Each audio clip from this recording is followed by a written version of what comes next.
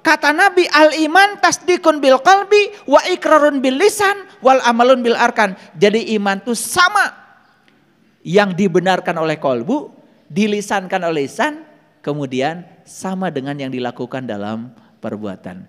Itu iman. Jadi kalau begitu kesimpulannya, orang beriman cirinya adalah jujur. Yang tidak jujur gak beriman. Sederhana? Gak usah cari-cari lagi referensi. Begitu Anda gak jujur, gak iman. Gak usah cari pembenaran. Capek. Pertanyaan sekarang dari saya. Sudah sama pikiranmu, kata-katamu dengan tindakanmu? Sama belum? Berarti gitu aja kok ngaji. Ngaji itu gak usah susah-susah. Cari rumusan yang pas. Ada gak orang, mohon maaf. Maaf ya. Dia hidup di lingkungan agama. Terserah agamanya apa. Saya tidak berbicara agama tertentu. Karena bagi saya, mohon maaf ya. Bagi saya, ya baik itu bukan soal agamanya apa. Baik itu menurut saya soal kualitas diri kalau menurut saya. Lalu kenapa kalau gitu kita perlu beragama? Ya kita perlu beragama supaya kita ini tidak usah cari-cari model untuk jadi orang baik. Makanya para leluhur kita sudah mewariskan kepada agama. Supaya kita nggak usah cari-cari model untuk jadi orang baik. Nah leluhur kita ada yang sudah sampai. Ada leluhur agama A, ada leluhur agama B, ada leluhur agama C, ada leluhur agama D. Mereka semua mewariskan ajarannya kepada kita. Nah ajaran yang diwariskan yang telah berhasil menyadarkan mereka, ya kita ngikut. Tetapi jangan ikut seutuhnya. Karena kita diberi kecerdasan. Makanya agama itu adalah perpaduan antara ajaran yang disampaikan oleh para nabi, para rasul dengan tradisi sebetulnya. Makanya agama itu berkembang di mana berbeda, karena yang membuat beda itu tradisinya.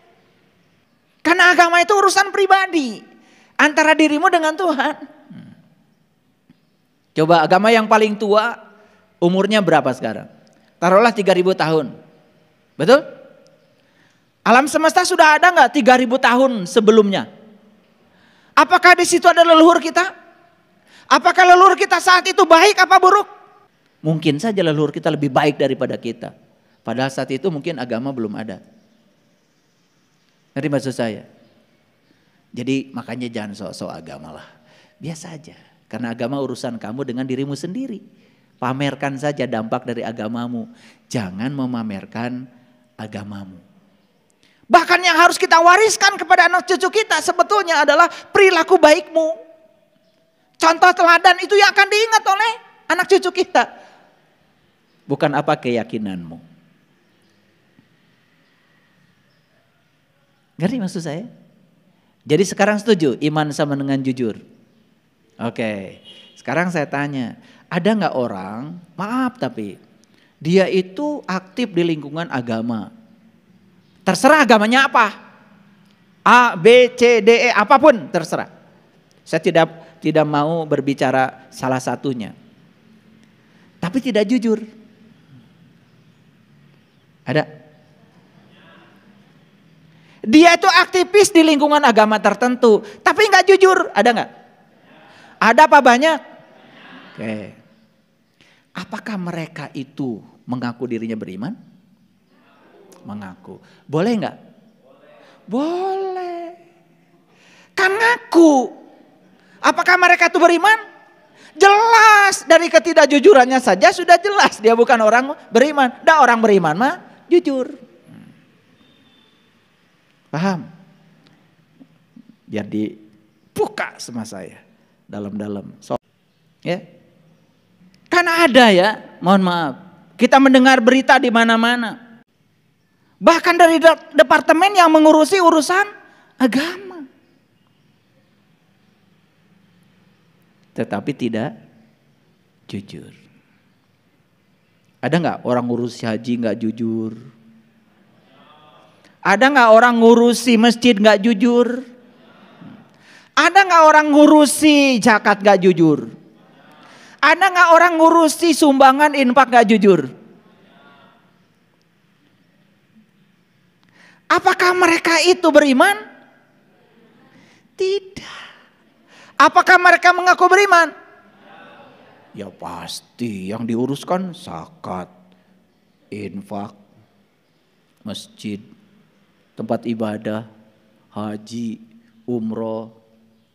Yang diurusi urusan-urusan agama. Ngerti maksud saya ini? Ya, gak apa-apa lah ya, kita buka sedikit ya. Biar wawasannya terbuka. Nah, jadi iman itu sama dengan jujur, percaya sekarang. Yakin? Nah, itu iman definisi Nabi, bukan iman definisi kebanyakan orang. Karena kalau ditanya orang-orang beriman, iman apa artinya percaya? Yang penting mah saya percaya. Tahun dipikir andai. Nah, iya nu aneh. Bisa percaya wah buktina. Kan percaya itu kata Nabi, ya, iman itu kata Nabi tasdikun bil qalbi. Qalbi itu adalah baitullah, baitullah rumahnya Allah. Kita itu yakin kepada Allah kalau kita sudah tahu rumahnya dan tahu cara berkunjung ke rumahnya dan kita bisa bertatap wajah di rumahnya. Disuguhan dari Allah. Baru tasdikun bil qalbi itu begitu. Sehingga apa yang dibenarkan oleh qalbu baru dilisankan. Nah, lisan ini tidak boleh menyampaikan sesuatu yang tidak dibenarkan oleh qalbu. Sama dengan lisan ini gak boleh ngomong yang tidak disaksikan oleh mata atau tidak didengar oleh telinga. Coba bayangkan ya, alat bersaksi di tubuh kita dua, satu mata, dua telinga. Mendengar itu bisa bersaksi, melihat juga bersaksi. Nah, tiba-tiba lisan kita ngomong, gak ada info dari mata, gak ada info dari telinga, kan bohong. Nah, saya ingin jelaskan dulu apa bedanya pikiran dengan kolbu. Nih supaya ngerti, kolbu itu baitullah. Baitullah adalah rumah Allah. Karena Allah dekat bersama kita, lebih dekat daripada uratnya di leher kita. Berarti Allah bersama kita. Kalau Allah bersama dengan kita, berarti rumahnya Allah ada dalam diri kita. Nah, kalau rumah Allah ada dalam diri kita, berikutnya apa? Sudah jelas alamatnya, jelas dari Allah. Rumah Allah ada dalam dirimu. Kalau rumah itu ada pintunya, pintu ada kuncinya. Cari kuncinya, buka pintunya, masuk ke rumahnya. Maka kita akan bisa bermuwajahah dengannya. Nah, ketika kita bermuwajahah dengannya, apa yang terjadi? Kita bisa melakukan syahadat sejati yang sesungguhnya. Apa yang kita saksikan dikatakan di mulut. Asyhadu alla ilaha illallah. Wa asyhadu anna Muhammadar Rasulullah. Baru yang diomongkan lisan itu sama dengan pikiran, diimplementasikan dalam hidup syahadat itu. Kalau asyhadu alla ilaha illallah, dimanapun saya berada, Allah bersama saya, menyaksikan saya, gak mungkin gak jujur. Gak mungkin. Nah, jadi kalau begitu iman itu adalah jujur. Ketika pikiran tidak sama dengan perkataan, tidak sama dengan perbuatan, berarti tidak iman. Boleh mengaku beriman? Boleh. Sekali lagi, boleh. Karena mengaku itu boleh. Kalau yang ngaku presiden boleh, ngaku menteri boleh, ngaku jenderal boleh, ngaku apapun. Ngaku jadi orang kaya? Boleh. Paling capek. Betul gak? Kemana-mana harus pakai mobil. Tiap mau pakai mobil, pinjem. Karena ngaku jadi orang kaya. Ya kan? Ketika ketemu teman-teman harus traktir. Untuk traktir, pinjem. Riweuh gak? Gak apa-apa, boleh kok ngaku apapun boleh. Ya. Nah, yang paling penting itu bukan ngaku, tetapi diaku. Oke. Baik, sekarang kita lihat ayatnya. Jadi tidak jujur itu berarti menipu siapa? Menipu siapa? Oke. Baik, kita lihat ya ayat ini. Bismillahirrahmanirrahim. Camkan buat semuanya, apalagi yang baru hadir di sini. Wa minan nasi may yaqulu amanna billah wa bil yaumil akhir wa ma hum bimu'minin. Di antara manusia ada yang mengatakan kami beriman kepada Allah dan hari kemudian, padahal mereka itu sesungguhnya bukan orang yang beriman. Boleh nggak mengatakan kami beriman? Boleh, boleh. Dan banyak nggak yang mengatakan begitu? Banyak. Apakah itu akan diaku? Belum tentu. Karena ciri orang yang beriman itu jujur. Jujur samanya antara pikiran, perkataan dan perbuatan. Tidak sama. Tidak jujur. Tidak jujur. Tidak iman. Clear sampai sini? Lanjut. Mereka hendak menipu Allah dan orang-orang yang beriman. Yukhadi'unallaha wallazina amanu wa ma yakhda'una illa anfusahum wa ma yash'urun. Itu bahasa Arabnya.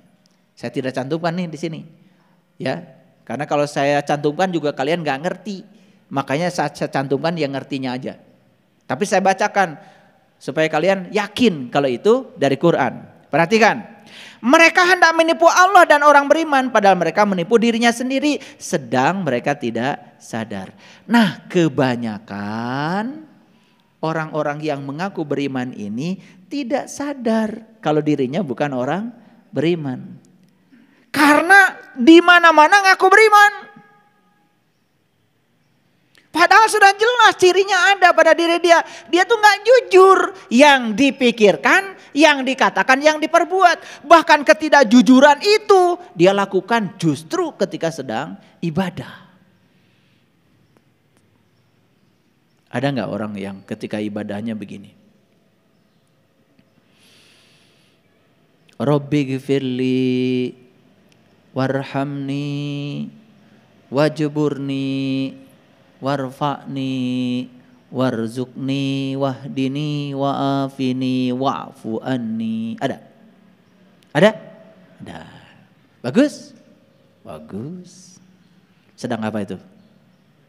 Sedang ngatur-ngatur Allah. Sedang ngajarin siapa? Ngajarin Allah. Padahal di awal pembukaan tadi dia mengatakan ya, inna sholati wa nusuki wa mahyaya wa mamati lillahi rabbil alamin la syarikalah wa bizalika umirtu wa ana awalul muslimin. Di awal tadi dia mengatakan sesungguhnya saya orang yang berserah diri kepadamu ya Allah. Kalau berserah diri kepada Allah harusnya siap diatur Allah. Tetapi di bagian gerakan sholat berikutnya, Rabbi gfirli warhamni wajburni warfa'ni warzuqni wahdini wa'afini wa'fu'ani. Berlawanan enggak dengan yang dia katakan? Berlawanan apa tidak? Jawab dong. Suka kalian baca kalimat yang berlawanan itu? Di awal kalian bilang wa ana awalul muslimin, saya orang yang berserah diri kepadamu, bahkan kalian mengatakan wa bizalika umirtu, apapun yang kau perintahkan padaku aku taat padamu. Tetapi di bagian tengah tadi kalian membacakan kalimat yang jelas-jelas berlawanan dengan deklarasi kalian di awal. Pernah berpikir itu? Pernah memikirkan enggak? Luar biasa memang kalian ini. Melontarkan kalimat yang berlawanan sampai tidak terasa. Keren. Keren luar biasa. Saya kadang-kadang suka mikir, apa saya yang salah gitu. Tapi kan saya dikasih kecerdasan oleh Allah untuk menganalisis. Tapi begitu saya sampaikan begini, ini terasa nggak ngajinya? Terasa? Masih banyak sebetulnya yang tidak koheren, tidak selaras ucapanmu yang satu dengan ucapanmu yang lain. Bahkan itu dilakukan ketika kalian katanya sedang sholat. Itulah pentingnya ikut pelatihan sholat khusyuk itu. Ntar saya perbaiki semuanya. Kalau saya berbicara begini, berarti saya tahu cara memperbaikinya. Oh, baru pada nangis tuh kemarin yang ikut pelatihan sholat khusyuk.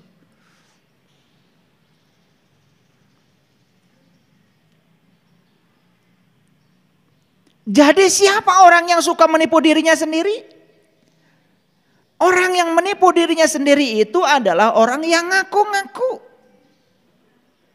Padahal yang diaku tidak sesuai dengan faktanya. Coba kalau di Quran dikatakan ciri orang beriman salah satunya apa? Sholatnya kan khusyuk. Itu dinyatakan di Quran kok. Qad aflahal mu'minun alladzina hum fi sholatihim khashi'un. Ciri orang beriman tuh satu kata Allah, sholatnya khusyuk. Jadi orang beriman sholatnya apa? Yang tidak khusyuk? Gitu aja ngaji. Ulangi, orang beriman cirinya apa? Sholatnya yang gak khusyuk? Gitu aja kok.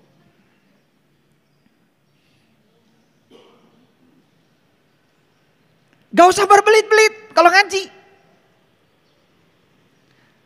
Nah apa artinya khusyuk? Khusyuk jelas di Quran dikatakan. Dikatakan khusyuk kalau sholatmu mengingat Allah. Bagaimana kamu bisa mengingat Allah? Tahu Allah aja enggak. Karena kolbunya masih tertutup.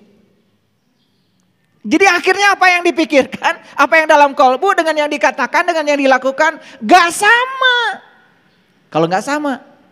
Gak jujur. Gak jujur. Gitu aja kok. Ini saya sekali lagi, saya sedang ngajarin diri saya. Seperti itu saya ngajarin diri dulu. Dan saya berani mengatakan ini semua sebagai bentuk pengalaman pribadi saya.